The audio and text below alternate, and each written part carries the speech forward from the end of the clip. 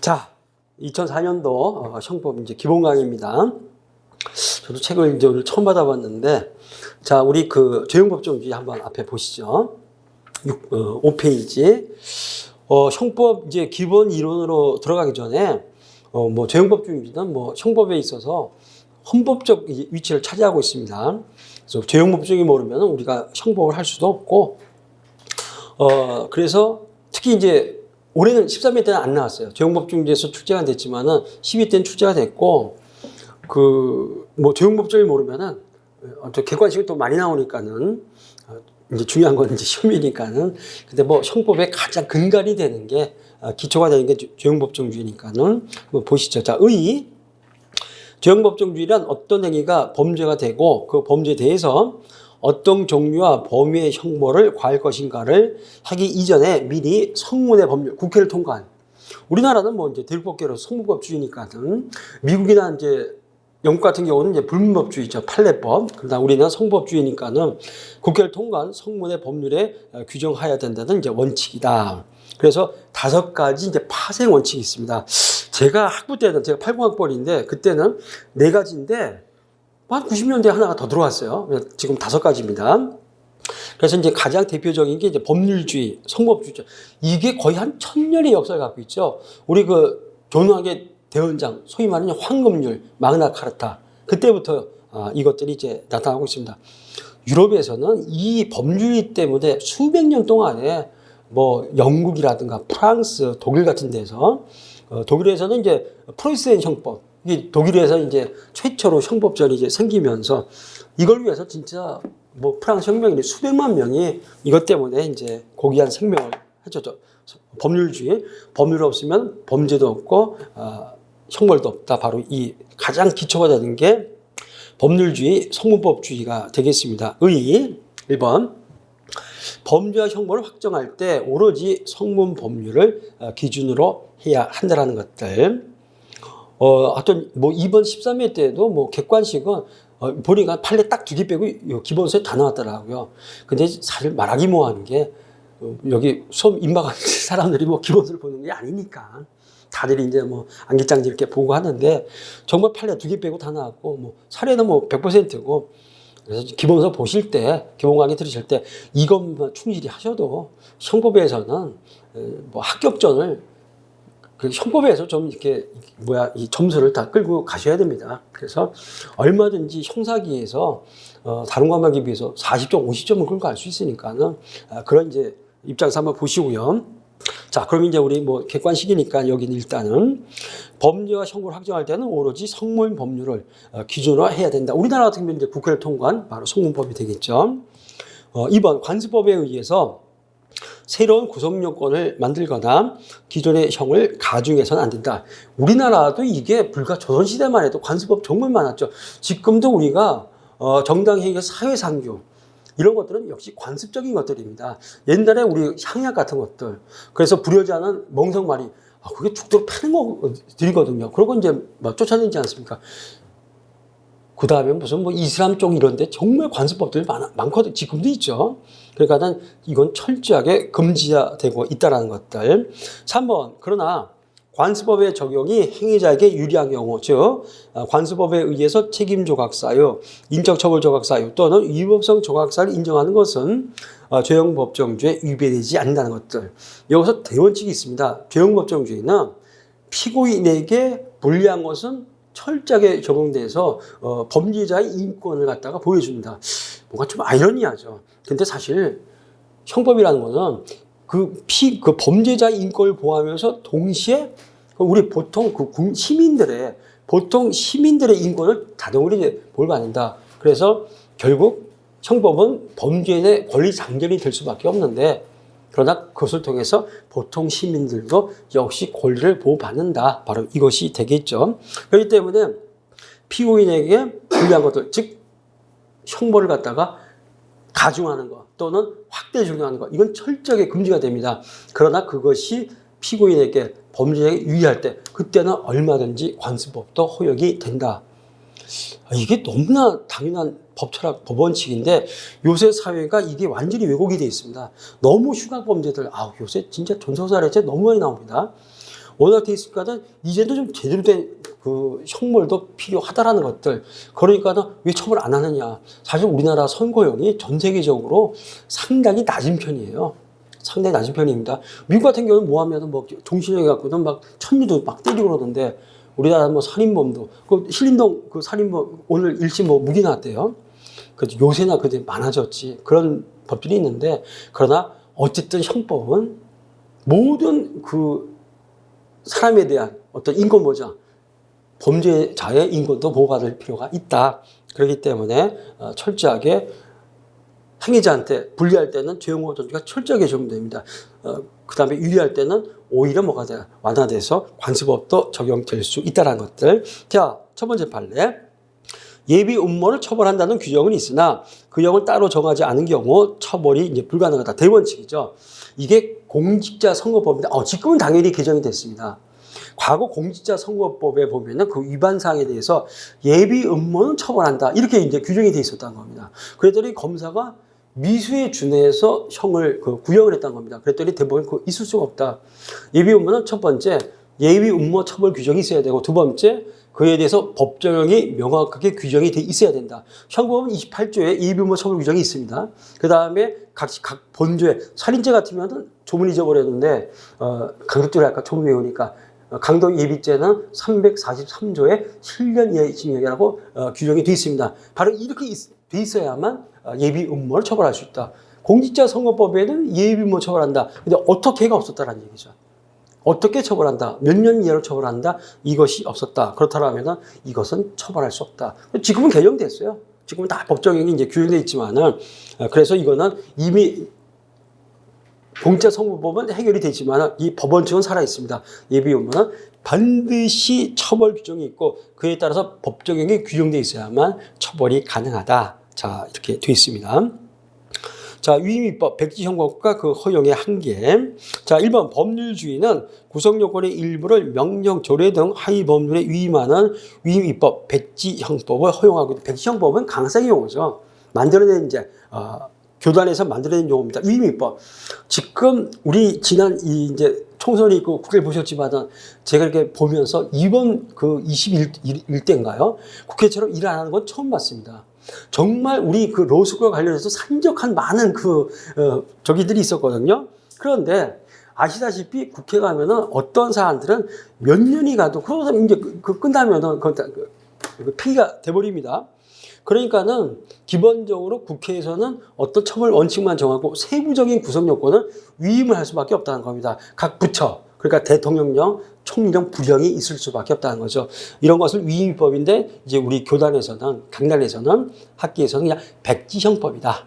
이만 했다. 그러니까는 기본적으로 국회에서는 처벌 원칙과 법정형만 정하고 위임법에 의해서 법정형을 정할 수는 없으니까 그건 국회에서 해주고 구체적인 구성 요건은 바로 해당 부처에서 정하자. 이거는 이제 시행령으로 정하자.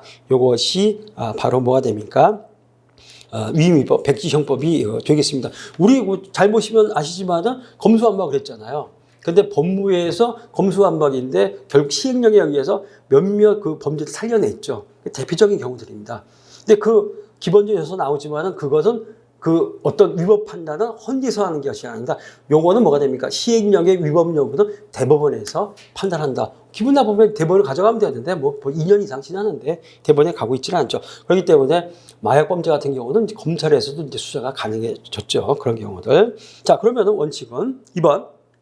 이 백지형법, 위임입법은 구체적, 개별적 위임의 경우에 한해서 허용되고 포괄적, 일반적 위임은 금지가 됩니다. 밑에 그 판례 있습니다. 그래서 반드시 구체적, 개별적으로 위임을 하라는 것들. 구체적, 개별적으로.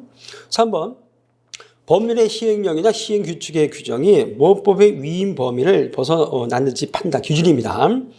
자, 기억, 당의 특정 조항 하나만을 가지고 판단할 수 없고, 니은 시행령 등의 내용이 모법의 해석상 가능한 것을 명시한 것이거나 모법 조항의 취지에 근거해서 이를 구체하기 위한 것일 때 모법의 규율 범위에서 벗어난 것은 아니다.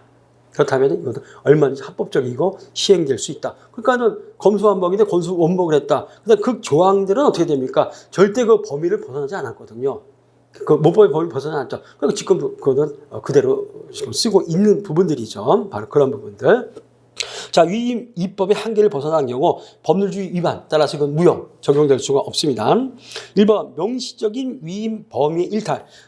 우리 교재를 보시면은 제가 늘 판례를 이렇게 앞에다 요약을 해놨거든요. 시험 대비해서는 요것만 보시면 됩니다. 요거 이렇게 나오면 객관식 골라낼 수 있고 제용법정은 살이 안 나오지만은 살이 나오면 해놨으니까 그대로 답안지에 쓰시면 됩니다. 자, 꼭 그거 좀 보세요.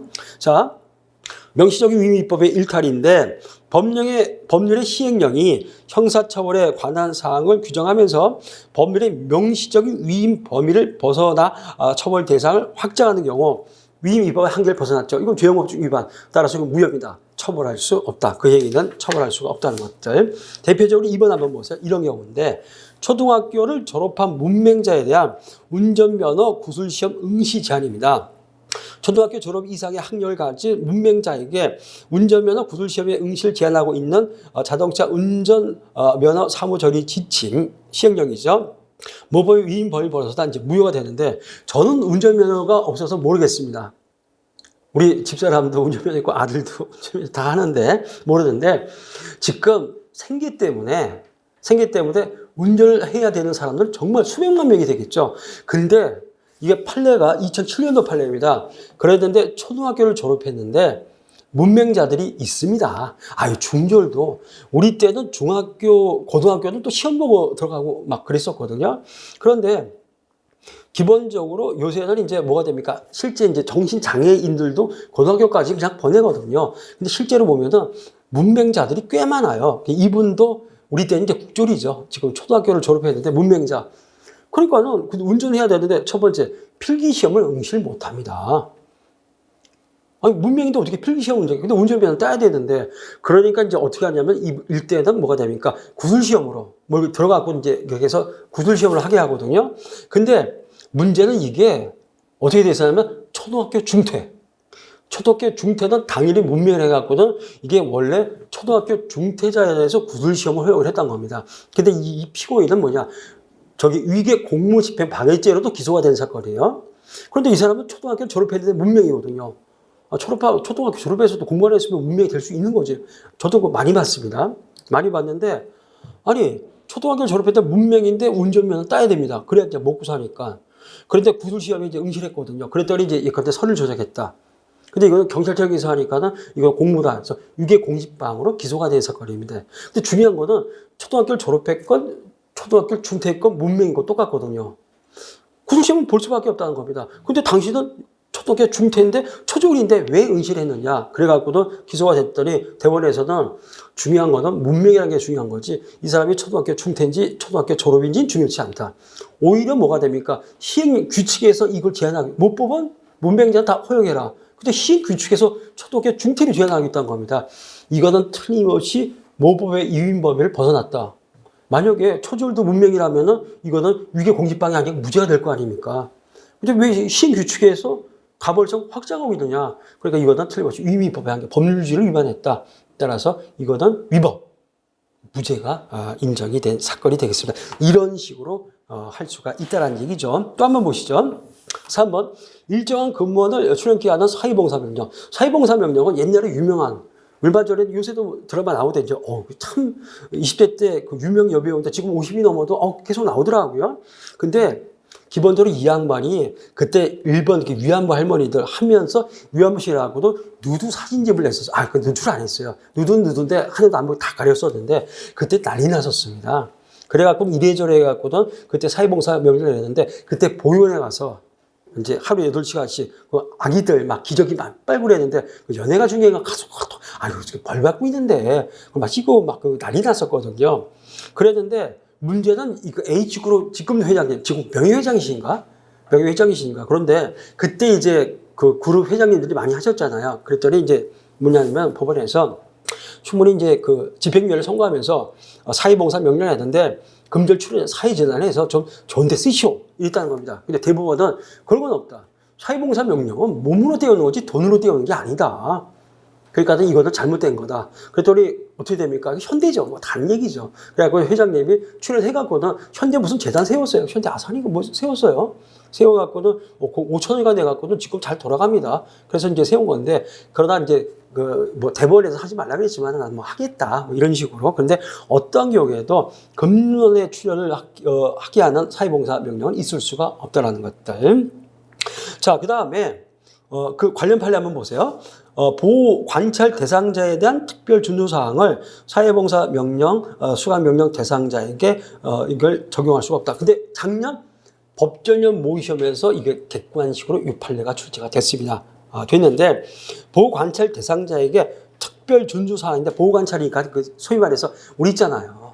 우리 저기 그 안산인가에서 그 어린이 그 성폭행범 그 아저씨 김모 그 사람 그런 게 특별 주사 그러니까 어떤 자기 거주지에서 몇 미터를 벗어나지 말고 벗어날 때는 반드시 관할 단청에 신고를 하고 이런 특별 준사항들이 있지 않습니까? 보호관찰 대상들 그 주변에만 그 동네 입구에만 해서 CCTV가 뭐 몇백 개 설치를 하고 그랬죠 지금 그 유명한 나영이 사건이니까 이것도 뭐 가명이었었죠. 자 그런 식으로 했는데 이 양반은 나이도 먹고 이제 별적인 나영이도 뭐 성이 됐으니까는 뭐 이제 걱정할 건 없을 것 같은데 이런 보호 관찰 대상자에 대한 특별 준사항을 사회봉사 명령이나 수강 명령 대상자 수강 명령은 그냥 그 저기 이렇게 모여갖고 본부 같은 데 모여서 목사님 뭐 신부님 스님 고명하신 분들 좋은 강의 듣는 겁니다. 또 뭐 요새 많잖아요. 그런데 그런 사람들까지 확대 적용한다. 이 사람들 그런 위험성 없다는 겁니다. 확대 적용할 필요 없다. 적용한다라면은 오히려 이것은 확대적 가불성의 확장이죠. 죄형법중 위반이 된다. 이러한 것들이 이게 쭉 있습니다. 자, 위임이 입법의 한계를 벗어나지 않은 경우 법률주의 위반이 아닙니다. 얼마든지 처벌할 수 있는데 첫 번째 바로 이게 뇌물죄입니다. 농협이나 수협을 뇌물죄 주체인 정보관리기업체로 규정한 경우. 자, 뇌물죄는 공무만이 근데 조금 더 이거 확장시켰어요. 공기업의 과장급 이상 직원들 공무원에 준할 정도로 공공성이 있죠. 뇌물죄 주체를 받습니다. 이게 조금 더 확대해서 농협, 수협, 축협 어떻게 될까요? 농협, 수협, 축협도 공무원만큼 공공성이 강하지 않습니까? 저도 뭐 서울에 태어나서 평생을 서울에서 살았지만은 그 농촌 같은 데 어촌 같은 데 가면 농협, 수협 엄청나다 그러대요. 엄청나다 그러더라고. 사실 어디 뭐 저기 동사무소, 면사무소 직원보다도 더 큰 힘을 가질 수 있거든요. 그러니까 이것도 공무원에 준해서 그리고 아시죠? 뭐 농협 조합장 뽑는데 거기 다 그 저기 공직선거법 적용돼서 뭐 10만 원만 받아 구속되지 않습니까? 뇌물죄로 처벌하겠다. 이건 아무 문제 없다. 문제 없다. 위임 범위를 절대 벗어난 것이 아니라는 것도 하나가 더 있습니다. 수요까지 왔는데 좀 이따가 이제 바로 뒤에 나오는데 또 뭐가 있느냐 하면은 바로 도정법, 도시정비 즉 서울 같으면 뉴타운 재건축조합이죠. 뉴타운. 그래서 제가 그 성북구 장이동에 40년 살았는데 지금 거기 뉴타운 정비 들어갑니다. 그래서 16구역 중에 한 지금 8구역 정도가 끝났고 제가 살던 구 1구역인데 거기 제일 좀 해서 삼성 레미안 들어왔는데 이래저래 해서 전제 거기 장이동은 떠났습니다. 그런데 우리 교회 장로님께서 그 뭐가 재건축조합 뉴타운 그 조합장이셨거든요. 그랬는데 몰랐는데 저기 한 700가구, 800가구거든요. 근데 사업비가 삼성 레미안인데 몇천억입니다. 거의 1조 가깝더라고요. 아, 이거 진짜 공공성 어마어마하구나. 그 다음에 그때 접 선정할 때, 와, 레미안이 결국 됐지만은 주위에서 자일이 막 하고, 우리 돌리고 막, 우리 밥통 하나 받았어요. 막 하나 하고, 결국 이제 그쪽이 됐지만은, 막 그런 식이더라고.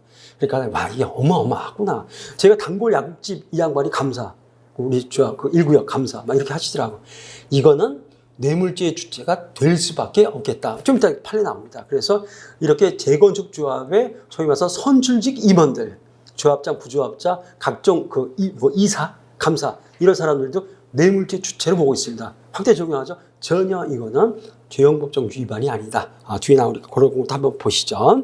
이게 이제 법률주의가 되겠습니다. 두 번째, 소급표 금지 원칙의 이거는 형법의 명문에 규정되어 있고 좀 있다가 바로 형법의 시간적 적용 이번 13회 때 여기서도 객관식에서 출제가 됐습니다. 형벌법규는 그 시행 이후에 이루어진 행위에 대해서만 적용되고 시행 이전의 행위에 대해서는 적용할 수 없다는 원칙. 이거는 정말 오래된 문제인데 자 여기가 현재 나옵니다. 현재. 근데 이 행위가 과거에는 범죄가 아니었었어요. 근데 법을 정해갖고는 앞으로에 대해서는 이제 범죄입니다. 범죄.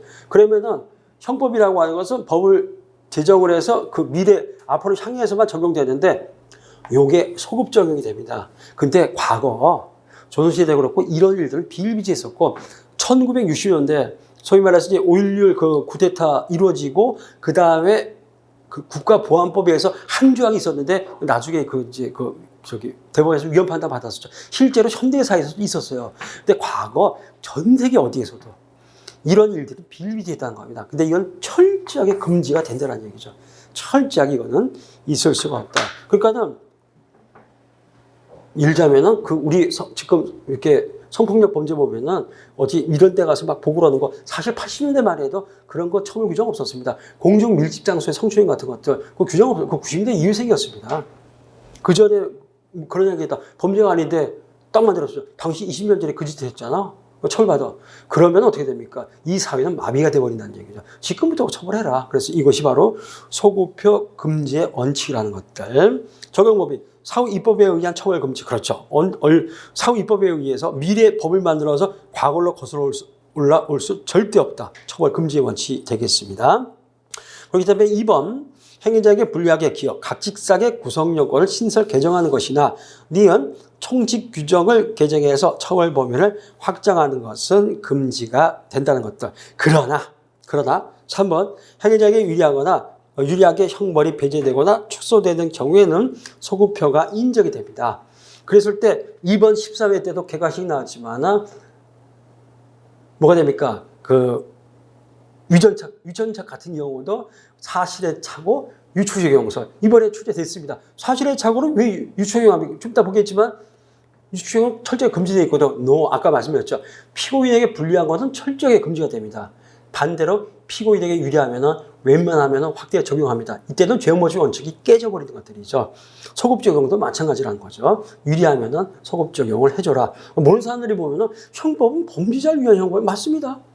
그러나 궁극적으로 범죄자만을 보호하는 것이 아니라 그를 통해서 전체 시민들을 보호하고자 하는 법이 바로 형법이다. 그래서 형법은 인권의 최후의 보루이다. 말은 그렇게 하는데 그렇게 배웠는데 모르겠어요. 자, 그러나 형벌에 대해서는 철저하게 소급표가 금지 원칙이 인정됩니다. 그러나 예외가 있습니다. 여기서 이제 객관식에서 출제가 되죠. 그러나 2번 오른쪽 괄호 2번 7페이지 소급표 금지 원칙은 보안 처분에 대해서는 적용되지 않는다. 즉 얼마든지 소급표가 인정될 수 있습니다. 그래서 소급표 금지 원칙은 보안 처분에 대해서는 첫 번째 1번이 또 있어요. 1번 소급표 금지 원칙은 보안 처분에 대해서는 철저하게 적용되지 않고 소급표가 인정된다. 자, 개정형법 시행 이전에 죄를 범한 자에 대해서 개정형법에 따라 보호관찰을 명할 수 있다. 이게 뭐냐면 97년입니다. 97년 1월 1일 그 전에 집행유예를 선고하는데 지금 형법은 집행유예를 선고하면서 보호관찰, 수강명령, 사회봉사명령 동시에 부과할 수 있습니다. 근데 97년 1월 1일이에요. 엊그제 같은데 벌써 거의 한 27년 이렇게 지났습니다. 그런데 그 이전 96년 12월 30일까지는 집행유예를 선고하면서 보호관찰 등을 명할 수가 없었습니다. 근데 범죄는 언제? 한 96년 한 10월쯤에. 근데 재판은 97년 2월쯤에. 그러면 4개월 차이가 있죠. 범행 당시에는 집행유예를 선고하면서 보호관찰을 동시에 부과할 수 없었습니다. 현행 형법에 의하면 부과할 수 있다는 겁니다. 그랬더니 얘도 96년에 범죄를 저지른 놈인데 그전도 상관없고 95년도 상관없고 공소시효만 지나지 않으면 되니까 97년에 재판을 받는데 떡하니 집행유예를 선고하면서 보호관찰을 때렸다는 겁니다. 이것이 가능한가? 상관없다는 겁니다. 보안처분은 형벌이 아닙니다. 보안처분은 보안처분이 형벌이 아니거든요. 따라서 보안처분은 형벌이 아니기 때문에 뭐가 됩니까? 그러니까 별개의 보안처분 미래의 범죄의 예방적 조처입니다. 그러니까 그 나영이 사건에서도 그 양반 그 한 것이 뭐가 됩니까? 그 보안처분이거든요. 그래서 뭐 전자발찌를 채우고 못 벗어내고 CCTV로 감시하는 거 이 모든 거 보안처분 미래에 대한 범죄 예방입니다. 상관없다. 과거의 범죄에 대한 어떤 징벌적 조치, 형벌 아니다. 그렇기 때문에 충분히 소급표가 인정돼서 비록 보호관찰 제도에 시행되기 이전에 저질러진 범죄라더라도 얼마든지 소급표를 인정해서 보호관찰을 명할 수가 있다. 바로 이렇게 되겠습니다. 자, 그래서 밑에 판례 보면은 보안처분의 소급표를 인정한 경우인데 통상적인 보안처분이 되겠습니다. 통상적인 보안처분. 그래서 1번 개정 법률에 의한 위치 추적 전자장치 부착 명령 기간의 연장. 상관없어요. 밑에 도표로 뒤에다 정리해놨습니다. 2번 신상공개 명령제도 시행 전에 범한 성범죄에 대한 이 제도를 정격케 하는 법률 개정. 상관없다는 겁니다. 그런데 예외가 있습니다. 예외가 있다. 근데 이것도 비교적 최근이에요. 2000년에 들어와서. 그전에는 그냥 계엄 시행이 되다가 근데 대법원에서 보니까 아 이건 아닌 것 같다. 그러니까 형식적으로는 보안처분 같이 보이던데 형식적으로는 보안처분은 보이던데 사실 실질적으로는 사실상 뭐가 됩니까?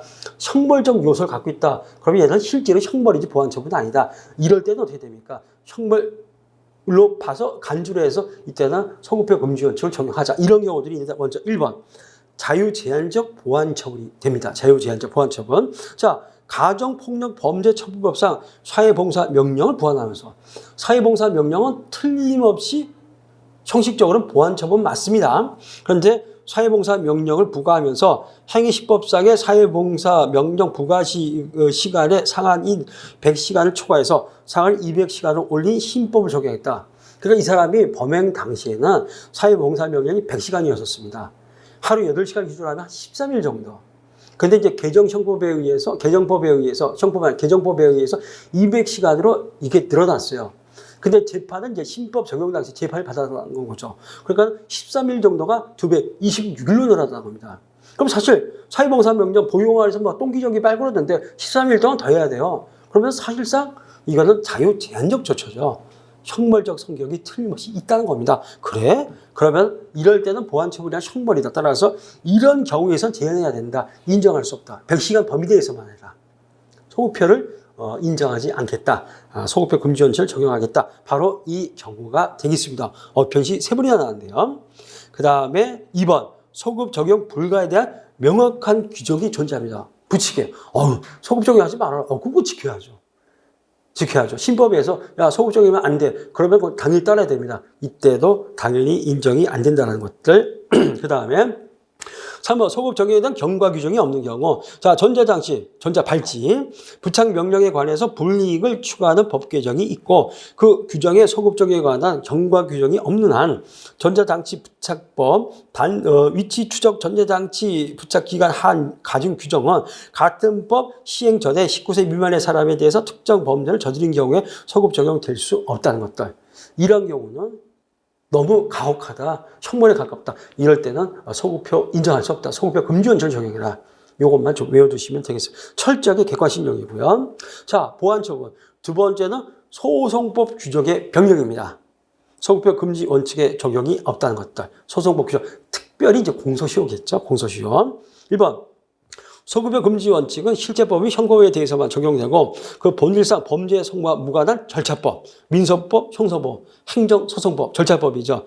형사소송법에는 적용되지 않는다. 2번 다만 이미 공소시효가 완성된 범죄를 사후 입법에 의해서 다시 공소시효를 진행하는 진정소급표와 관련해서 헌법재판소는 예외적으로 허용될 수 있다고 하여 합헌 결정을 내린 바 있고 대법원 역시 이와 동일한 입장이 있다. 바로 다음 판례입니다. 이게 뭐냐면은 얼마 전에 어디 출제됐었는데 이게 소급표가 진정 소급표가 있고 부진정 소급표가 있는데 첫 번째 진정 소급표, 두 번째 부진정 소급표인데 자 이게 공소시효가 여기서 완성이 됩니다. 여기서 이제 공소시효가 여기서 완료가 돼요. 진정소급표는 공소시효가 쭉 왔는데 이쯤에서 일단 요쯤에서 여기서 연장하는 게 이게 진정소급표예요. 바로 5.18 특별법 사건이 바로 이겁니다. 여기서 연장하는 거. 이게 진정소급표. 이건 얼마든지 가능하다는 얘기죠. 근데 부진정소급표는 이미 공소시효가 여기서 종료가 됐어요. 그런데 여기서 또 연장하는 거. 이거는 있을 수가 없다. 이건 있을 수가 없다. 공소시효가 이미 종료가 되는데 또 연장하는 건 있을 수 없다. 근데 종료되기 전에 연장하는 거, 그건 얼마든지 가능하다. 살인죄 15년이었죠. 어떻게 연장했어요? 20년 연장했죠. 그러다가 어떻게 됐어요?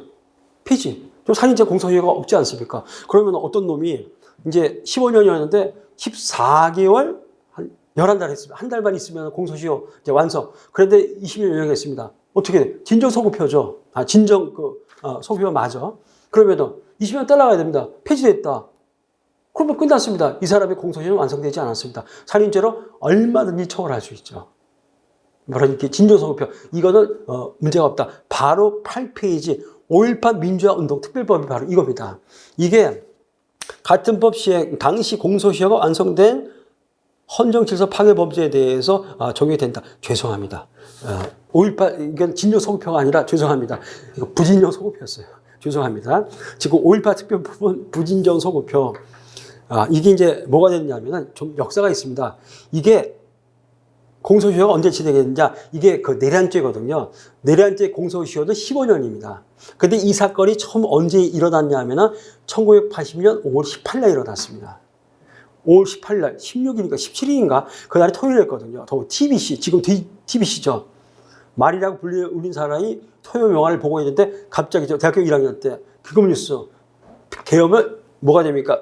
제도까지 확대 적용하고 전 대학이 그 휴교록에 들어간다. 그래서 제가 휴교록 마지막 세대입니다. 80학번 휴교록 마지막 세대였거든. 10월 30일 날 우리 학교 다시 재개강했어요. 5월 18일 날 하고. 그래서 공소시효가 어떻게 됩니까? 1980년 5월 18일부터 시행이 됩니다.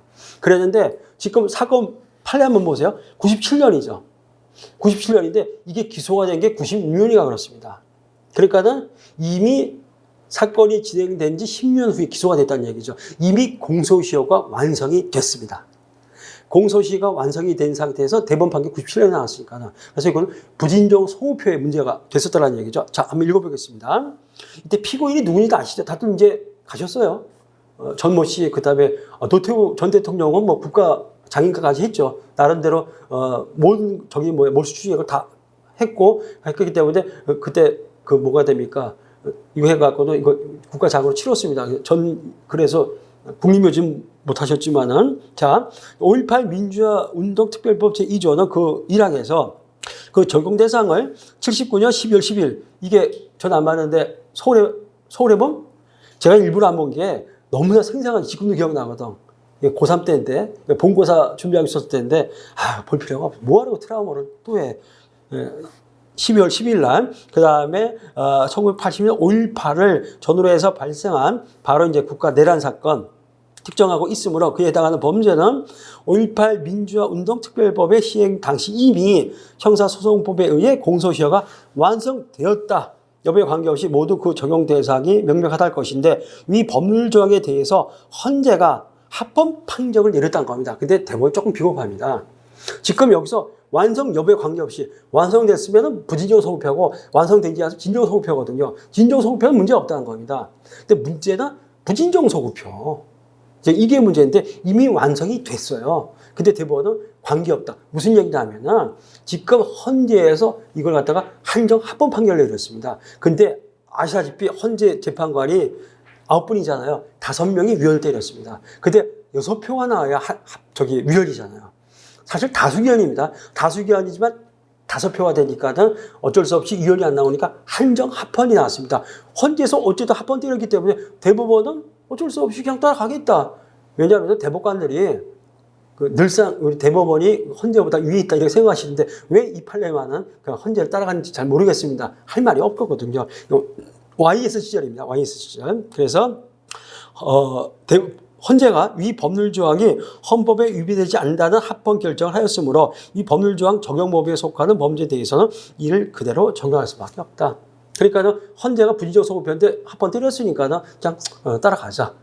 대법원에서 별도의 의견을 할 수 있지만 그래서 결국 이 양반을 처벌했죠. 처벌했는데 백담사 있다가 뭐 한 4년 있다 나오고 그 뒷얘기 다 아시죠? 자, 그랬던 사건입니다. 진정 성호표는 현재 문제가 없습니다. 전혀 문제가 없다는 거. 이번에 형소법에서 보니까는 객관식 하나 나왔던 게 진정 성호표는 이게 나왔더만요. 공소시효의 중지 있잖아요. 그러니까 이제 소출 피해서 외고를 도피시키면 공소시효가 정지되잖아요. 공소시효가 진행 안 되는데 이놈이 뭣도 모르고 이제 귀국했다는 겁니다. 그 전혀 모르고. 그럼 이때부터 다시 됐는데 요거는 얼마나 처벌할 수 있다. 이번에 객관식 그거 나왔대요. 아니 보다 보니까 형소법인데 나왔더라고요. 어느 정도 관련이 있으니까는 이런 식으로. 자, 그래서 공소시효에 대해서 우리 소급표가 일단 형사소송법의 문제니까는 소급표가 인정된다는 거. 그 다음에 판례 변경입니다. 왜? 우리 대한민국은 성모까지 판례법 국가가 아닙니다. 판례는 법률이 아니거든요. 애당초 판례 변경에 대해서는 소급표가 당연히 인정되고 소급표 금지 원칙은 아예 생각할 필요 없다. 그래서 객관식에서 제일 많이 나오고 이번에 여기서 또 출제가 또 기본적인 거 출제가 됐습니다. 자, 판례는 법률이 아니다. 1번. 형사처벌의 근거가 되어서 법률이지 판례가 아니다. 우리나라는 미국이나 영국처럼 불문법 판례법 국가가 아니다. 그 얘기죠. 행위 당시에 판례에 의하며 처벌 대상이 되지 아니한 것으로 해석되었던 행위를 판례 변경에 따라 확인 내용의 형법 조항에 근거해서 처벌한다고 해서 그것이 헌법상 평등의 원칙과 형법 불소급의 원칙에 반한다고 할 수가 없다는 것다. 아까도 말씀드렸지만은 그 성폭력 범죄가 80년대까지는 거의 강제추행죄밖에 없었습니다. 그런데 이제 상당 부분이 새로 시행돼 갖고는 지금 엄청나게 처벌받죠. 엄청나게 처벌받는데 이거 보면 좀 80년대는 그때는 뭐 같은 적이 근데 요새는 이제 큰일 나죠. 하나만 이번에 보니까는 제가 여기 표준 사라고 이렇게 해놨지 않습니까? 근데 이번에 작년에 이제 법전협의회에서 형법은 498 2판입니다. 1판은 500 몇 살인데 추려갖고는 498절 해놨는데 이번에 거기서 상당히 출제가 많이 됐습니다. 그러니까 혹시라도 내년에 그 시험 보는 친구들은 표준 판례를 법전에 들어가고도 그 사이트 있잖아요. 그 다운로드 받으면 됩니다. 다운로드 받으면 되는데 중요 판례들이 다른 판례들입니다. 그거 한번 보시고 들어가면 좋을 것 같아요. 그래서 제가 있는 것들은 이렇게 표준 표시를 다 해놨습니다. 그래서 우리 교재에 표준 표시가 있으면 이건 중요한 판례다. 이 정도는 같이 한번 보시면 되겠어요. 자, 2번. 대법원의 양형 기준은 법적 구성력, 양형 기준 아시죠? 근데 대법원의 양형 기준을 했는데 이걸 아주 철석대로 따라가는 그 판사들도 있고 따라가지 않은 판사들 따라가도 그 내에서도 또 어느 정도 자율성이 있지 않습니까? 재량이 있거든요. 그래서 큰 원칙만 지킨다. 근데 이건 법적 구성력 없습니다. 따라서 기본적으로 양형 기준은 기준에 불과하기 때문에 이때는 뭐 재판 굳이 따를 필요 없다. 당연히 소급표 금지 원칙 적용 없다라는 것들. 자, 5번. 형법 불소급 원칙을 규정한 법 규정에 대한 위헌 판단. 자, 헌법재판소의 위헌 결정 선고로 형법의 부칙 조항의 효력이 상실된 경우죠. 그래서 이건 이제 10회 때 출제가 됐는데 1억 원 이상의 벌금형을 선고하는 경우 노역장 유치 기간의 한을 중하게 정한 개정 형법 70조 2항을 시행일 이후에 공소 제1로부터 적용하도록 개정 형법 부칙의 형벌 불소급 한 경우 이거는 형법 불소급 원칙에 위배가 된다는 것들. 헌재 위헌 결정 선고로 형법 부칙 조항의 효력이 상실했습니다. 따라서 이때는 뭐가 됩니까? 역시 그에 관련된 조항도 역시 무효가 될 수밖에 없다. 이렇게 이제 볼 수밖에 없겠죠. 관련 판례 변심에 나오고 이거 또 있습니다. 한번 보시고요. 그래서 지금까지 설명한 거 9페이지에 이렇게 도표를 정리해 놨습니다. 이 도표만 정확하게 보시면 되겠습니다. 앞에 부분들 싹 정리했으니까 이것만 한눈에 보시면 객관식은 충분히 이제 우리가 된다라는 거.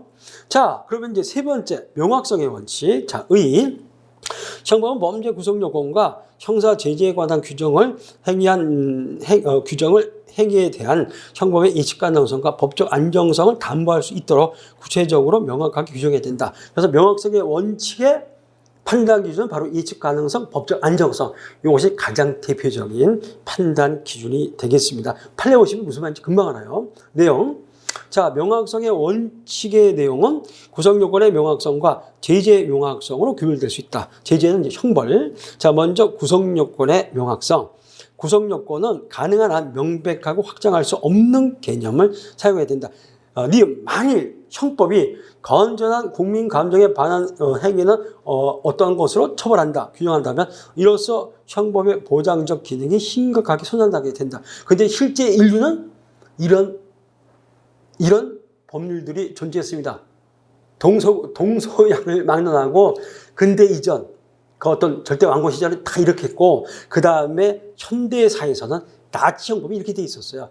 건전한 독일 국민 정서에 반하는 범죄라고 그냥 죽여버린다. 그래갖고는 이 근거로 해서 600만 유태인 학살한 거 아닙니까? 더불어서 집술도 한 80만 명 죽였고. 근데 이 조항이었어. 이게 나치 형법이 이랬었습니다. 현대사에서 틀림없이 있었다는 것도 있을 수가 없다는 얘기죠.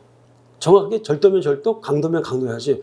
건전한 국민 법감정, 국민 감정, 건전한 독일 국민 정서 이런 것들이 20세기에 틀림없이 존재했다. 있을 수가 없다는 얘기입니다. 자, 제재의 명확성, 형벌의 명확성.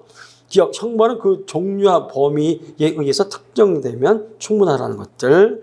니은, 형벌의 종류 또는 형벌의 범위가 특정되어 있지 않은 절대적 부정경은 죄형법적 위배에 대해서 허용되지 않는다. 예컨대 절도죄를 범한 자는 무조건 3년의 징역에 처한다. 있을 수가 없죠. 그 다음에 우리 조선시대에도 뭐가 돼? 귀양.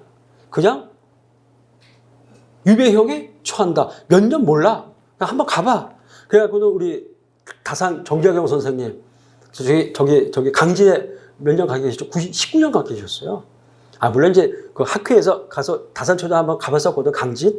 형복 교수님들 다 그때 갔었는데, 보니까는 그때 유지들이 해갖고는 다산초등에서 그냥 4년 정도 빼고는 풍족하게 사셨더만요. 그 형님이신가? 정약경 선생님, 흑산도 영화도 났잖아요. 그 자선어본가. 거기 보니까 그분은 고생하셨던데 정약용 선생님은 그래도 나름 이제 보니까는 잘 사셨더라고요. 그때 가서 봤더니 어쨌든 가면 한 19년 정도. 이게 바로 절대적 부정경입니다. 현대 형법에서는 있을 수가 없다는 것들. 자, 10페이지 디귿 다만. 장기 단기가 특정된 상대적 부정경은 수용자에 대한 교사 개선이라는 형벌의 목적을 위해서 필요하다고 할 것이므로 죄형법 정주에 위배되지 않고 우리 소년법에서는 상대적 부정경이 원칙입니다. 성인은 안 돼요. 성인은 기본적으로 예컨대 몇 년 이상 이렇게 되어 있지만은 소년법은 상대적 부정경 예컨대 단기 1년에 장기 3년. 행정 성적이 좋으면 단기 1년 만에 바로 출소. 그 다음에 나쁘면은 3년 꽉 채워 내와라. 교화 개선 때문에 소년법은 어떻게 됩니까? 상대적 부정경이 규정되어 있고, 그러나 성인의 경우는 정기경입니다. 정기경이. 그런데 사실 상대적 부정경이 성인에 대해서는 이거 실무입니다. 상대적 부정기억이 사실상 관절되어 있어요. 뭐가 가석방이 그겁니다. 가석방 제도가 행정 성적이 좋으면 가석방 해주잖아요. 사실상 상대적 부정기억, 뭐 시험과는 관계없지만은 돼 있다는 것들. 자, 그러면은 첫 번째 판례. 다소 광범위한 개념 사용도 명확성의 원칙에 반하지 않을 수도 있다. 그렇죠. 반인 겁니다. 왜? 지금 이 불확정 개념인데 법적 개념은 광범위하거든요. 근데 어쩔 수 없이 쓸 수밖에 없는데 다시 한번 아까 말씀드렸죠. 우리 정당의 사회상규. 상당히 광범위하죠. 근데 이걸 안 쓸 수가 없다는 겁니다. 안 쓸 수가 없다. 그렇기 때문에 비록 다소 광범위하지만 그 의미 내용을 충분히 이해할 수 있다면 써도 무방하다. 쓸 수밖에 없다. 뭐 그런 얘기가 되겠죠. 자, 그래서 밑에 판례 정리. 명확성의 원칙의 판단 기준, 예측 가능성 및 자의적 법칙 배 배제 확보. 요것만 구비되면은 명확성의 원칙에 반하지 않는다라는 것들. 자, 그래서 예측 가능성 및 자의적 법칙 배제 확보 여부가 명확성의 원칙 위반의 판단 기준이 되겠습니다. 요것만 보시고요.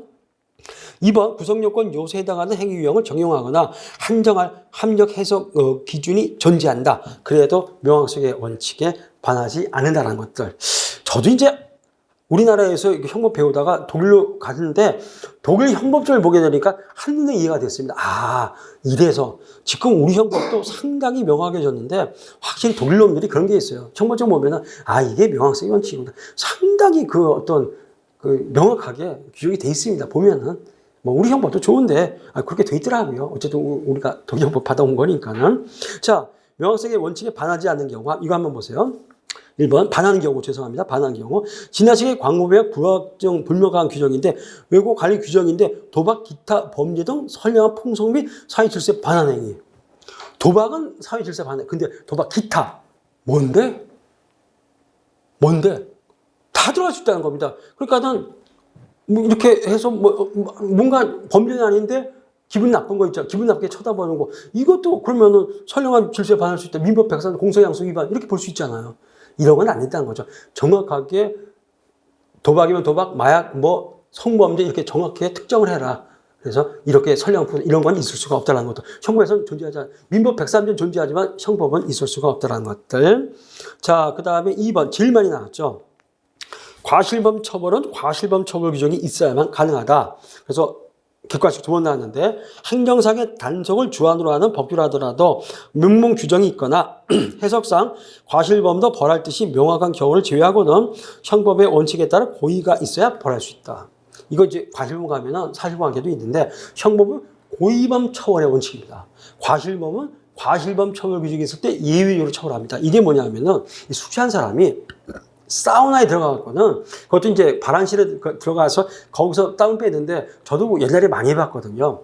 술 먹고 사우나 가서 땀을 빼면 술이 좀 깹니다. 집에 가서 한 잔 마시는 경우도 있고 그랬는데 이 양반은 그게 아니었었죠. 몰래 그 뒷물 빠져나가고 술 더 마시고 들어왔습니다. 사우나에 들어가서 땀을 빼다가 심령말이 죽어버린 사건입니다. 그렇다면 담당 그 직원들이 뭐가 되면 이제 과실이 있다. 그런데 보건단속 범죄 위반입니다. 아니 그런데 세상에 그 뒷문을 몰래 빠져 술 더 마시 들어올 것까지 아니 직원들이 일일이 어떻게 일일이 감시를 해? 그러니까는 기본적 과실도 없을 뿐더러 여기는 과실범 규정이 없거든요. 그렇다면은 고의범 처벌의 원칙이지 과실범 처벌의 원칙이 아니거든요. 과실은 과실범 처벌 규정에서 예외적으로 처벌한다. 미범 과실 책임 원칙 인정돼요. 형법은 안 된다는 겁니다. 있을 수가 없다. 따라서 지금 과실치사로 기소가 됐거든요. 과실치사로 처벌할 수 없다. 무죄 인정한 판례가 되겠습니다. 이 양반들은 뭐 대법까지 갔다 온 것만 해도 처벌 받은 거죠. 그런 경우들. 자, 그 다음에 명확성의 원칙에 반하지 않는 경우인데 1번 명확성의 원칙은 최소한의 명확성이 요구되면 최소한이면 족하다. 바로 이런 것들인데 2번 청소년의 남녀 혼숙이 바로 풍기물란 청소년 보호법입니다. 청소년 풍기물란행위는 처벌하겠다 되어 있는데 이게 소위 말하는 이성 혼숙입니다. 풍기물란. 그랬더니 지금 청소년들을 갖다가 이성 혼숙을 시켰어요. 그래갖고는 모텔에서 돈 받아 먹었다는 겁니다. 그랬더니 이게 청소년 보호법에 있어서 이제 풍기물란케 하는 얘기인데 대법원이 야, 그 풍기물란의 대biểu 행위가 청소년들의 그 애들의 이성 혼숙이야. 그걸 몰라? 당신이 그 모텔에 몇 년을 했는데 바로 그게 풍기물란이다. 이건 절대 명확성의 원칙에 반하지 않는다. 이 판례 때문에 아마 아이들이 정규 모텔이나 여관은 투숙이 안 되는 거 알고 있어요. 그랬더니 요새 무슨 뭐 방인가 해갖고는 무슨 그 애들 뭐 저기 세미나실처럼 해놨는데 사실 거기 시민도 있고 해서 거기서 뭐 한다 그러대. 지금도 그런 식으로 해갖고는. 그러니까 부모님들은 무슨 뭐 어디 카페 가서 이제 스터디룸 같은 데서 하는 줄 알았더니 그게 아니라 스터디룸이 아니라 거기 친구가 왜 있어. 그래갖고는 한다고 그런 식으로 변칙적인 것들이 많죠. 지금 이 판례 때문에 모텔 이런 데서는 그 불가능하면 다 일일이 저가 물론 이제 그 변칙적으로 하는데도 뭐 있을 수는 있겠지만 바로 이런 것들이 최소한이지만 명확성의 원칙에 절대 반하지 않는다라는 것들. 3번 헌법 하치적 해석한다 해야 한다 하더라도 명확성의 원칙에 반한 것은 아니다. 헌법적으로 좀 더 명확하게 해라. 그러나 그것이 명확성의 원칙에 반하는 건 아니다. 이렇게 이제 봤던 판례도 있고요. 자, 그렇게 한번 보시고요. 그 다음에 5번. 개간 기타 추행한 자는 1년 이하의 징역에 처한다라고 규정한 군형법 중 기타 추행 부분 이것도 명확성의 원칙에 반하지 않는 이거 좀 이따 한번 보세요. 요 유추해석 금지 원칙이 또 나옵니다. 군형법 92조에는 기타 추행인데 이게 뭐죠? 동성 그 성범죄 있잖아요. 동성. 그래서 요새는 그래도 이제 여군도 많이 가 했는데 과거에는 저도 이제 육군본부 군비에서 여군을 많이 봤는데 전만 가면은 진짜 여군이 있을 수가 없죠. 전방 옛날에 우리 막 전방 가서 출첵근무 이제 뭐 대학교 때 나가 그러면은 못 봐요. 전 이제 지금 대통령실 거기죠. 용산. 거기가 육군본부였거든요. 그러다 이제 저기 어디 계룡대로 내려갔죠. 전 이제 거기서 근무했었거든요. 82년에 근무했는데 지금 그 대통령실 그 자리. 근데 거기 여군 저기가 있어갖고는 매일 봤어요. 근데 그 하사들 저는 방해하고 막 그랬었지만은 그랬는데 그러다 보니까 이제 아시다시피 그 남자 군인 간의 동성애 이 개관죄가 이게 그 동성연애를 개간죄라고 하는 거죠. 그 동성 거시기 그건데, 근데 지금도 이건 처벌합니다. 근데 이제 좀 이따가 최신 판례가 나옵니다. 자, 그 다음에 7번 음란 공연죄에서 음란은 불명확한 규정이 아니라는 겁니다. 옛날에 미란다. 그 대학로에서 미란다였는데 상반신만 노출했습니다. 그랬더니 공연 음란죄로 이걸 기소가 됐는데 그래도 저기 벌금까지 떨어졌습니다. 그 다음에 바뀌었어요. 그랬는데 이게 왜 했는다면 왜 음란이냐? 아니 상반신 노출은 누가 봐도 음란한 거 아니냐? 그러니까는 이쪽 부분에 있어서는 우리나라가 이슬람 국가 다음입니다. 이슬람 국가 다음인데 또 대학로에서 요즘 모르겠습니다. 저도 뭐 영국 공연 안 가본 지 30년이 넘었어요. 지금은 어떤지 모르겠는데 그때는 그 유명한 미란다 해갖고 상반신 노출했다 그래도 공연 음란죄로 이거 처벌했거든. 상반신 노출이면 이거 여성 상반신 가슴 노출은 음란이다. 그거 절대 명확성 원칙에 반하지 않는다. 이렇게 봤다는 겁니다. 그래서 처벌했는데 요새 모르겠습니다. 요새는 오지도 않고. 자, 그 다음에 이제 죄용법 중 가장 많이 나온 게 유추해서 금지의 원칙. 자, 1번.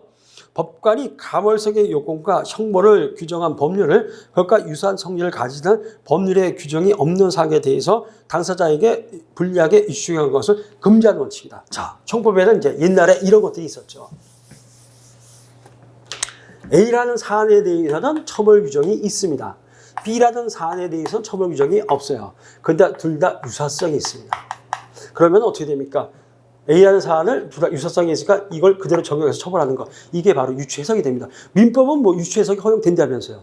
잘 모르지만 형법은 철저하게 금지가 된다. 그래서 맨날 우리가 형법국에서 얘기하는 게 양과 염소. 양에 대해서 처벌이 가능하면 염소에 대해서 처벌 가능하다. 근데 양과 염소는 우리가 볼 때는 유사한데 염소를 양으로 볼 수 있을까요? 아니라고 보거든요. 아니라고 본다. 바로 이게 유추해서 금지 원칙 철저하게 적용됐고 판례도 무지하게 많습니다. 출제도 이쪽에서 많이 나옵니다.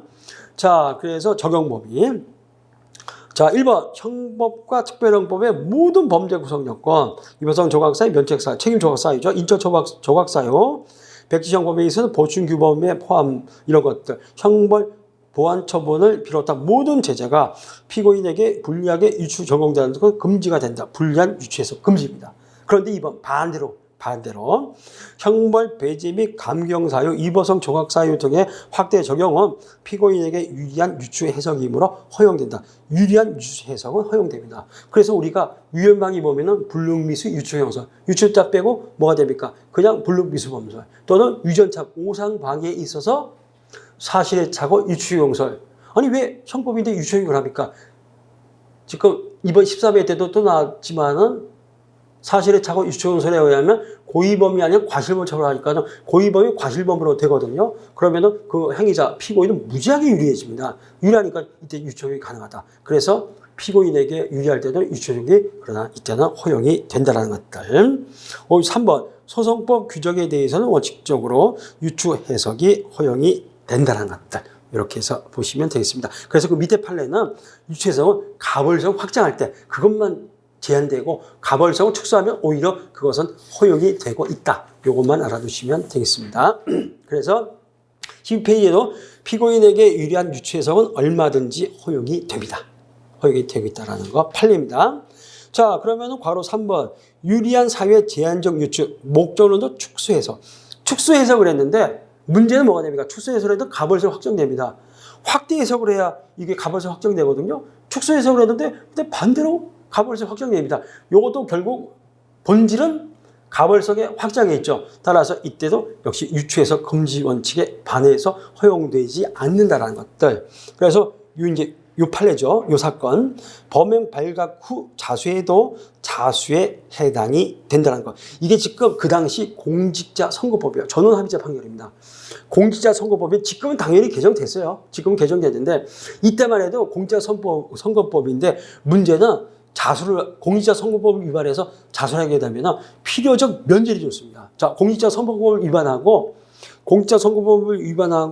자수를 하면 필요적 면제니까 처벌 못했습니다. 근데 이게 그러니까 지방선거, 지방자치선거인데 안양시 기초의회입니다.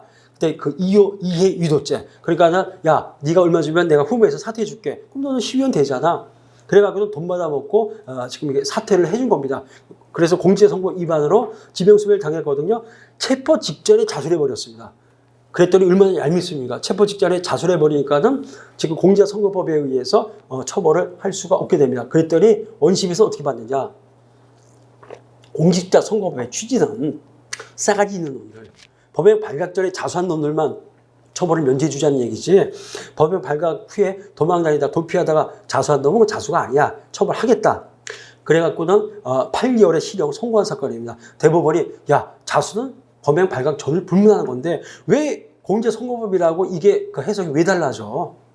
그럴 수가 없다는 겁니다. 너는 지금 원심은 자수를 범행 발각 전으로 축소해석했죠. 그랬더니 가벌성 확정돼서 징역 8월에 실형이 선고가 된 겁니다. 있을 수 없다. 형법상 자수는 범행 발각 전을 불문한다. 전으로 축소해석하면 가벌성이 확대되죠. 이거는 유추해서 금지원칙에 반한다. 있을 수 없다. 결국 무죄를 인정한 사건입니다. 얄밉긴 얄밉지만 어쩔 수 없다는 얘기죠. 그래서 아주 대표적인 판례가 되겠습니다. 그 다음에 목적론적 해석이 허용되는 경우인데 첫 번째, 목적론적 해석은 그 법률의 입법 취지 있죠. 여러분들이 나중에도 이제 많이 보시고요. 제가 변호사 하면서도 정치를 많이 가지 않습니까? 아마 정치인이 가장 많이 된 직업군이 변호사일 겁니다. 아유, 볼 필요도 없죠. 진짜 많잖아요. 그러면은 이제 국회의원 되고 그러는데 저도 이제 이런 해석 때문에 옛날에 입법 초안 많이 봤거든요. 당연히 입법 취지가 메인 앞에 일정이 나와야 됩니다. 이 법은 이런 취지에서 만들었고. 그게 그 취지에 따라서 해석하는 게 목적론적 해석이에요. 당연히 허용되는 해석입니다. 목적론적 해석은 당연히 허용되는 해석인데 이제 문제가 있습니다. 자, 형벌 법규 해석에서도 법률 문헌의 통상적인 의미를 벗어나지 않는 한 그 법률의 입법 취지와 목적, 입법 영역 등을 고려한 목적론적 해석은 당연히 허용되고 배제되지 않습니다. 이건 너무나 당연하다는 얘기죠. 자, 그래서 중요한 판례가 나오는데 바로 이 부분. 자, 재영연이네요. 변11회 때 객관식에서 출제가 됐는데 특수폭행치상입니다.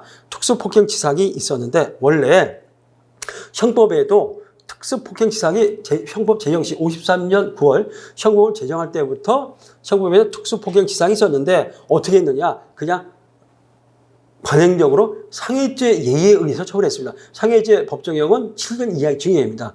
특수폭행치상죄가 상해죄에 의해서 7년 이하의 징역으로 이렇게 쭉 처벌되어 왔어요. 형법 제정 당시부터. 그랬는데 그 몇 년도죠? 변시 3회인가 4회 때 그때 폭처법 3조 1항이 위헌 판단받고 삭제가 됐습니다. 2조 1항 상습폭행도 위헌 판단받고 삭제가 되고 2조 2항만 공동범죄만 살아남았고 이번에 공동주거집제 살해서 또 나왔죠. 공동범죄만 지금 살아남았어요. 그랬는데 형법에는 특수상해죄가 형법에는 없었고 폭처법 3조 1항의 특수상해죄를 처벌했었습니다. 그때 위헌 판단받고 폭처법 3조 1항이 삭제됐거든요. 근데 특수상해죄는 늘 있어요. 위헌 물고 흉기로 사람 상해하면 특수상해죄거든요. 형법에 시설이 돼갖고는 과거 폭처법에서는 3년 이상의 징역.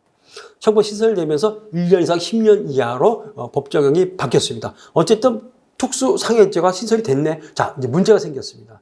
특수폭행치상은 그 성질상 상해죄에 가까울까요? 특수상해죄에 가까울까요?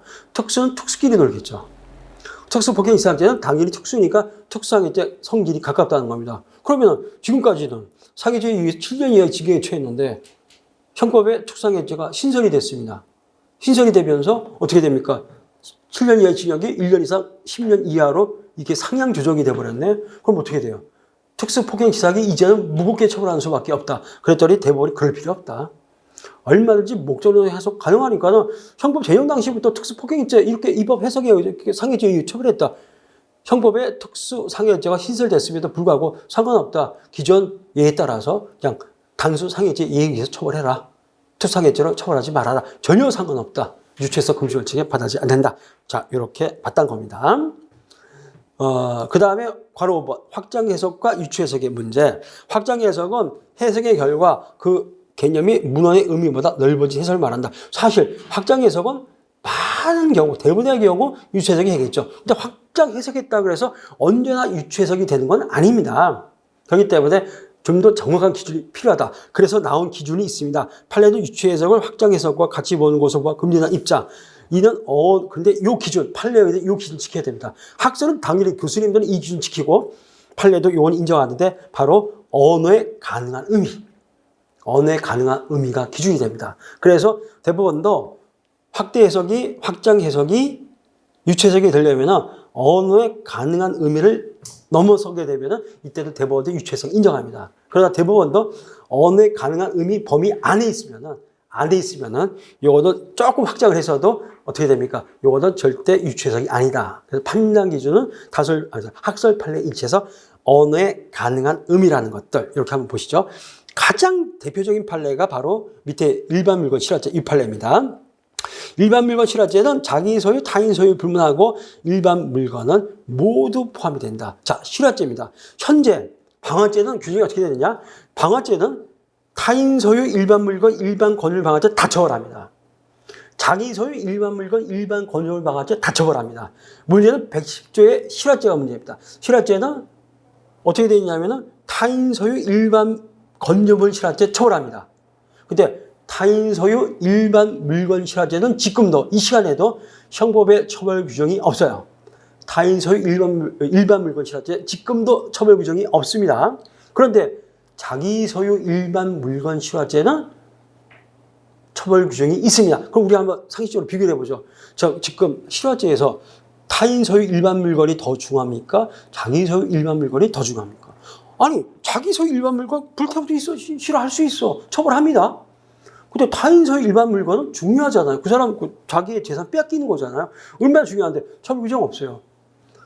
근데 그 불법의 정도가 무지 낮은 자기 소유 일반 물건 실화죄는 처벌 규정이 있다는 겁니다. 사실관계가 뭐냐면은 요맘때 2월 달이었는데 이제 오늘은 뭐 바람도 많이 불고 저가는데 눈도 많이 내리는데 2월 달쯤에 뭐가 진짜 바람도 안 불고 눈도 비도 안 와갖고는 완전히 메말랐습니다. 사과나무 과수원에서 이 사람이 담배를 피다가 그것도 무슨 이렇게 라이터 정도가 아니라 장작에다가 이렇게 붙여서 담배를 피다가 그냥 얼마나 사과나무가 말랐겠습니까? 불을 내갖고 216줄 갖다가 16구를 갖다 불태워버린 사건입니다. 가손 나무니까 타인 소유 일반 물건이죠. 실화했다고 합니다. 1900에 처벌 규정이 없어요. 검찰에서는 이럴 때 뭐가 됩니까? 실화죄로 기소해버리고 원심에서도 뭐가 됩니까? 타인 일반 물건은 타인 소유, 자기 소유 불문하고 일반 물건 실화죄로 처벌할 수 있다. 전원합의체 판결. 그래서 이거 무지하게 격리했었고 제가 기억해도 이 당시 우리 형법학계에서도 엄청나게 법철학적 논쟁이 있었던 판례입니다. 자, 판례 한번 보시겠습니다. 형법에는 타인 소유 일반 물건 실화 행위를 처벌하는 규정이 지금도 없습니다. 없는 바. 형법 70조 2항 일반 물건 실화죄에서 말하는 자기 소유에 속하는 일반 물건 방어에 기재한 물건에 대하여 자기의 소유에 속하든 타인의 소유에 속하든 불문하고 일반 물건을 의미한 것으로 해석하는 것은 유추 해석이나 확장 해석에 해당한다고 볼 수 없다. 바로 이거죠. 그러니까는 지금 사실 누가 봐도 타인 소유 일반 물건이 더 훨씬 중요한 거거든요. 또 어떻게 처벌 규정이 없느냐? 덜 중요한 자기 소유 일반 물건 실화죄는 처벌 규정이 있고 그렇다면 일반 물건은 자기 소유, 타인 소유, 불문하고 일반 물건 이렇게 해석해도 절대 확장 해석 아니다. 어느 가능한 의미 범위 안에 있는 것이다. 대법원 전원합의체 판결을 인정을 했다고 합니다. 그래서 얼마든지 실화죄 벌금형입니다. 실화죄 벌금밖에 없어요. 얼마든지 벌금형으로 처벌할 수 있다는 것들. 아직 본시효는 안 나왔는데 여기 표준 판례도 올라가 있더라고요. 자, 그럼 구체적으로 한번 보시죠. 유추해서 금지 원칙에 반하는 경우 해당 범죄 불성립인데 바로 이 판례 아직 법정 모시험도 가장 대표적인 판례인데 총기를 편취당한 것을 군용물 분실로 볼 수 없다. 자, 우리가 분실죄라는 거는 일반인들 처벌 안 하지만은 지금 군형법에는 그 군용물 분실죄 처벌 조항이 있습니다. 있어요. 과실로 이제 물건을 잃어버린 것이죠. 그런데 이게 뭐냐면 사실관계가 군단 백소령 사건입니다. 해안초소에서 육군 일병 김일병이 해안 경계를 쓰는데 민간인 복을 입은 사람 표창 하나 달고는 야, 나 군단 사령부에서 나 백소령인데 지금 총이 필요하거든. 나 빨리 총 좀 줘봐. 실화는 줘봐. 그래갖고는 이걸 갖다 뺏어 간 사건입니다. 그러니까 총기를 편취당한 사건이거든요. 총기를 이제 편취당한 사건인데, 근데 요 놈이 이제 육군 일병 김일병 기소가 됐겠죠. 그런데 군형부 찾아봤더니 일반 물건 부실죄는 처벌 규정이 있습니다. 지금도 있어요. 근데 이거는 지금 총기를 편취당한 거, 사기당한 거 아닙니까? 편취당했다, 사기당했다. 아니, 구성법에 총기를 사기당한 죄라는 게 있을 리가 없잖아요. 가장 가까이 밀어나는, 그런데 형법 해석이 무지하게 중요합니다. 신용카드 범죄. 이번에 신용카드 범죄 그 사례로 출제됐습니다. 그러면은 타인의 신용카드를 탈취한 경우, 절도 강도한 경우, 편취, 사기 공갈.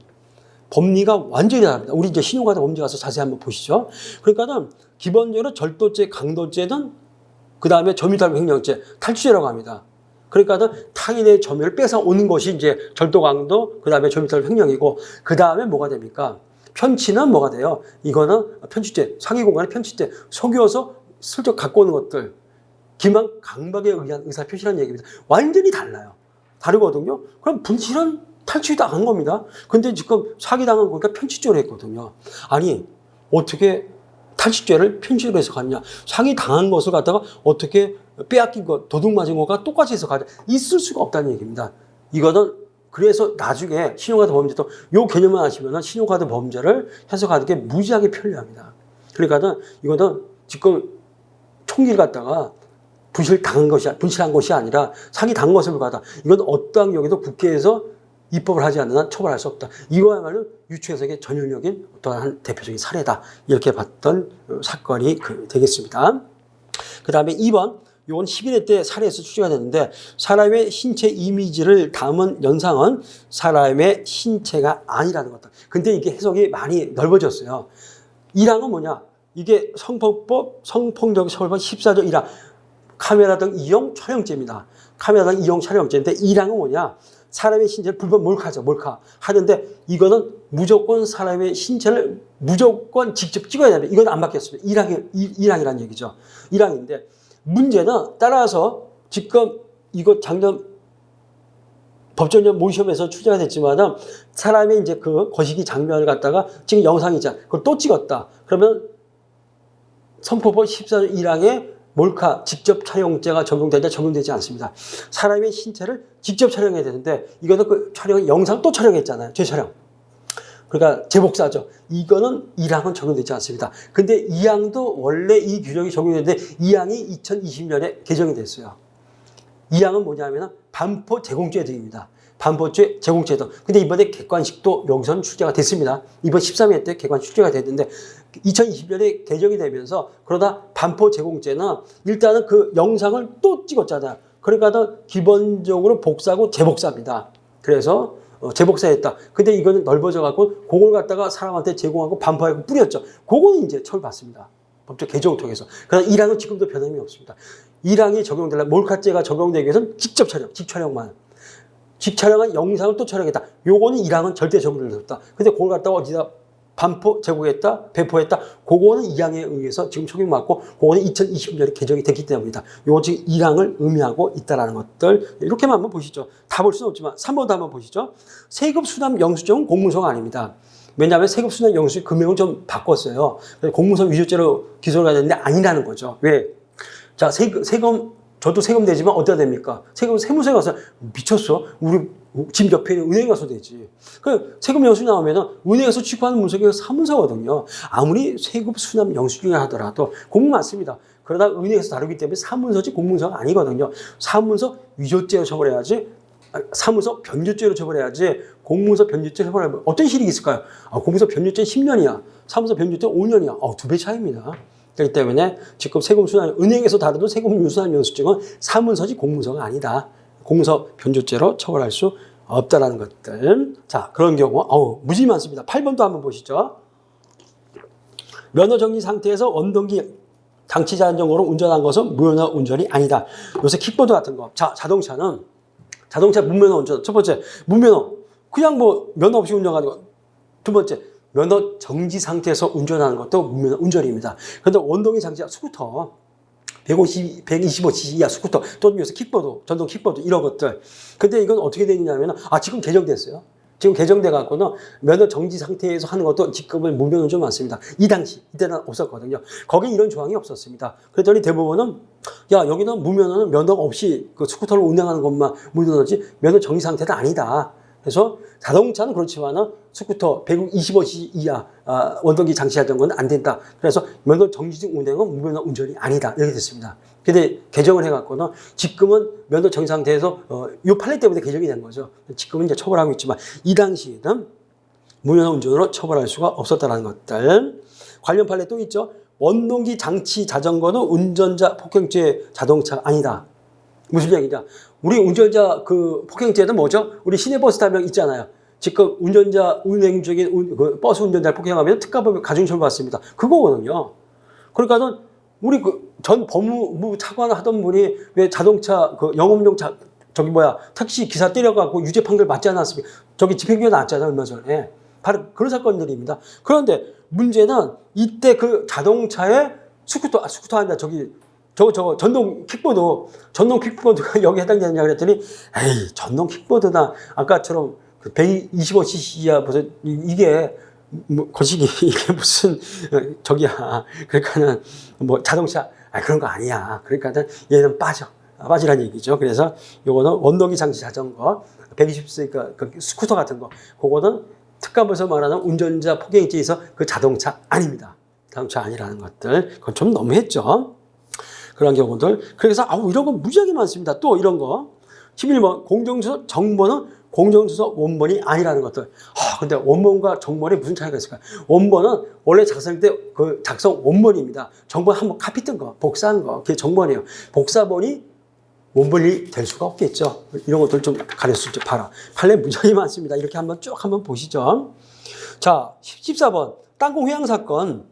항공기가 대한항공 운행중인 지상의 길을 항로로 해석할 수 없다는 것들. 이게 뭐냐면은 그 유명한 부사장이니까 부회장이가 그랬었죠. 이러면 우리 다 알잖아요. 땅콩 회항이었는데 문제는 이게 활줄에 들어서 가고 막 활강하고 뜨고 있는데 야 돌려 그러면은 이거는 항공기 운항법 위반이 맞습니다. 근데 그게 아니라 활줄 가기 위해서 슬슬 쭉 가다가 돌려 이렇게 했던 거 아닙니까? 그러면은 공항 내에서 활줄에 들어서기 위해서 이렇게 쭉 가고 있는 거 그것도 활줄을 볼 수 없다는 얘기입니다. 볼 수 없기 때문에 이 부분은 무죄가 인정이 된 사건이죠.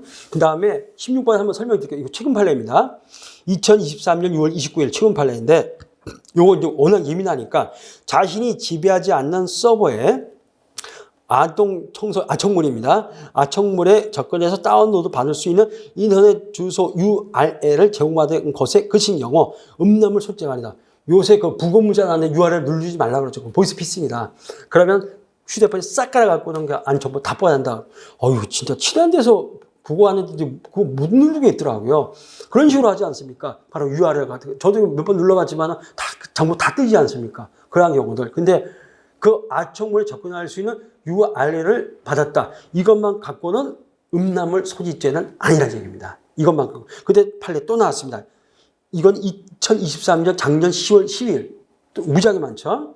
자, 자신이 지배하지 않은 서버에 저장된 아동 청소년 성착취물에 접근하였으나 이 성착취물을 다운로드하지 않은 경우 역시 음란물 소지죄가 아니다. 첫 번째, 성인 음란물은 소지죄가 없습니다. 그런데 아청물은 음란물 소지죄가 신설이 됐어요. 아청물은. 그래서 그 조주민인가 그놈 엠버머 사건 40년 받았죠. 그것 때문인데, 성인 음란물이 아청물은 그런데 소지가 되려면 최소한 다운로드를 받아야 되는 겁니다. 다운로드를 받으면 자기 폴더에 들어가겠죠. 자기 컴퓨터 폴더 어디든 들어가겠죠. 그게 소지다. 아직 다운로드 받지 않았다. 그건 소지가 아니라는 얘기입니다. 그래서 이렇게 최신 판례가 이렇게 있고 17번. 작년 법정 모시험에서 객관식 취재가 된 아까 말씀드렸죠. 바로 남성 군인 간의 또 여성 군인일 수 있지만 바로 군인 간의 동성애 사건입니다. 그런데 아까도 말씀드렸지만 우리 이게 개관죄죠. 뭐냐면 이게 이제 고참이 자기 쫄다고 해갖고는 이게 하는 것들. 저도 82년 근무하는데도 그러니까 직접적으로는 안 했는데 괜히 뭐 얼굴 쓰다듬 이러고 많이 봤어요. 벌써 전 육군의장대 이제 창고병 했었는데 맨날 그거 창고하고 진짜 노가다 막 하고 그랬는데 키들이 그 당시도 80년대도 185 이상 이런 애들이거든. 근데 하는 거 보면 이런 애들이 뭐 왜 그 남자끼리 접촉하는 걸 저렇게 좋아할까? 근데 어쩔 수가 없는 거죠. 우리는 이제 방위들은 퇴근하고 가면 되지만 그때 저기 있었잖아. 지금 대통령실 나오면 바로 삼각지역이야. 그럼 남영진과 숙대 입구에서 한잔 먹고 막 들어가고 그랬었거든요. 82년 막 그럴 때 실제 이제 우리 현역 생활하면 좀 보지 않습니까? 이런 것들. 근데 고참이 강제적으로 쫄다고 이렇게 하면은 아까 말했던 개간죄로 처벌받습니다. 근데 이거는 뭐냐 하면은 이거는 장교들이에요. 그 다음에 장교 숙사에서 갑자기 이름부터 BOQ. 장교 숙사에서, 그러니까는 장교 기숙사입니다. 거기서 사적으로 쉬는 시간에, 휴일날에 성행위를 한 사건입니다. 이것도 그러면은 개간죄 해당이 되겠습니까? 자, 1번. 동성 군인 간의 학문 선교나 그와 같이 유사한 행위가 사적 공간에서 자발적 의사 합치에 따라 이루어지는 등 군이라는 공동사회의 건전한 생활과 군기를 직접적 구체적으로 침해한 것을 보기 어려운 경우 군형법 92조의 개간죄 6에 신설됐겠죠. 적용되지 않는다. 과거에는 뭐가 됩니까? 이런 식으로 하면 처벌했는데 이게 신설되면서 근데 사적으로 한 것이 이게 만약에 내무반에서 이루어져서 그건 처벌받아야죠. 근데 내무반이 아니라 장교들이고 장교 기숙사 아닙니까? 사적 공간 BOQ. 그건 아니다. 내무반이 아니다. 무슨 군대 무슨 연병 이 부분이 아니다. 이것까지 허용을 하자. 그래갖고 또 저쪽에서 엄청나게 비판을 받았죠. 동성 간에 군인 간에 동성연을 허용한 것이냐. 미국도 이거 허용을 했나? 옛날에 드라마도 많이 나오고 그랬어요. 미국 같은 경우도. 그래서 이렇게 했습니다. 절대 위와 같은 해석이 죄형법정도 위배되는 해석이 아니다. 이렇게 봤습니다. 그래서 작년에 법조인 모의시험 나왔고, 무지하게 많습니다. 근데 2번, 이거 또 나왔었죠. 작년에 법원행시, 작년, 재작년 연속 나왔습니다. 이번 3월에 법원행 40이 이제 끝이고, 법원행시는 1차 객관식 없어집니다. 내년부터 이제 법원행시는 저기, 피셋. 우리 그 리트하고 똑같죠. 피셋으로 1차 보고, 그 다음에 사례만 이제 보면 됩니다. 올해 이제 객관식 마지막인데, 작년까지. 자, 2번, 법정소동죄를 규정한 법원의 재판에는 헌재의 심판도 포함된다. 그렇죠. 법원 재판도 중에 난동을 피우면 법정소동죄를 처벌받습니다. 근데 헌법재판소의 심판 정도 마찬가지죠. 헌재하다가 난동 피우면 똑같이 처벌하라는 겁니다. 헌재도 법정 맞거든요. 똑같다. 당연히 그렇게 볼 수밖에 없겠죠. 지금 거기 그 부산에 있는 사립대 그 형목 교수에 있는 제 동의가 헌법재판소 연구원에 있다가 그 대학으로 갔거든요. 그래서 고등 때문에 제가 저 안국동에 있는 헌법재판소 자주 갔었거든요. 잘 돼 있죠. 옛날에 이게 창동여고 자리인데 이런 경우들 하여튼 무지하게 많습니다. 이렇게 한번 쭉 한번 보시죠. 자, 그 다음에 6번 유리한 사유인 위법성 조각사의 제한적 유치 금지. 아까 우리가 가벌성을 확대하는 해석은 다 유치해석에 해당한다 그랬죠. 근데 가벌성 축소하게 되면 그거 당연히 권장됩니다. 그런데 유리한 사유인 위법성 조각사유의 제한적 유치 금지는 뭐가 됩니까? 제한적 유치는 위법성 조각사유를 오히려 뭐가 됩니까? 확대 적용이 아니라 소폭 적용하게 돼갖고는 가벌성 확장되겠죠. 조금 아까 축소해서 똑같다는 겁니다. 목적용으로 축소해서로 했는데 가벌성 확장되죠. 요것도 똑같다. 따라서 허용될 수 없다는 것들. 자, 요것만 보시죠. 그 판례 제가 저기 줄여놨으니까는. 위법성 조각 및 책임 조각 사유나 소추 조건 또는 처벌 조각 사유인 형면제 사유의 범위를 제한적으로 유추 적용해서 행위자의 가벌성의 범위를 확대하는 것도 허용이 불가하다. 그래서 피고인에게 유리한 것은 확대 적용하면 하지 절대 축소 적용하지 말아라. 왜? 그럼 가벌성이 확장되니까 이거는 허용될 수가 없다. 역시 그렇게 봐주시면 되겠습니다. 자, 5번. 제가 학부 때는 여기까지 있었는데 대학원 마치고 돌아갔다 왔더니 형법교과서에 이게 또 들어왔더만요. 적성성의 원칙, 과잉 금지의 원칙입니다. 근데 이거는 사실 공법상의 어떤 그 처분에 대해서는 당연히 과잉 금지 원칙 또는 비례성의 원칙이죠. 언제나 적용된다. 청구에도 이제 뒤늦게 들어왔습니다. 자, 적성의 원칙, 비례 원칙이죠. 비례성의 원칙. 재형법정제에 의해서 형법의 보호장적 기능을 다하기 위해서는 법률의 내용이 국민의 기본적 인권을 실질적으로 보장하는 적정한 내용이 될 것을 요한다는 원칙이다. 이러한 원칙은 헌법 30조 단세 비례성의 원칙이나 광의금지 원칙에서 얼마든지 도출될 수 있다. 자, 이렇게 보시면 되겠습니다. 자, 적정성의 원칙에 반하는 경우인데, 자, 특가법 도주 차량죄 가중처벌죄의 법적형이 살인죄 법적형보다 더 무거운 것은 과잉 입법 금지 원칙, 그래서 적정성의 원칙에 위배된다. 근데 이 피고인이 글쎄 이제 여러분들은 이게 그 80년대 90년대 무지하게 유명했던 탤런트예요. 저는 잘 알죠. 무지하게 탤런트인데 이 양반이 저기 라디오스타인가 MBC 근데 얼마 전에 기사에서 봤어요. 그랬더니 이 양반이 지금 미국에 도망가서 산다 그러대요. 그래갖고는 그 뭐가 됩니까? 이거 편집 이렇게 해갖고 이 처리되더라고요. 뿌옇게 처리됐더라고요. 그러면서 봤는데 이 양반이 뭐냐면은 영화 배우인데 영화 촬영하는데 과거 꽤 유명했던 조연이지만 유명했던 배우입니다. 그런데 이 양반이 한 소주를 한 10병 정도 먹고 촬영장 가다가 사람을 쳤어요. 안 죽었습니다. 그랬더니 이걸 뒤져서 싣고는 내다 버려가지고 죽었습니다.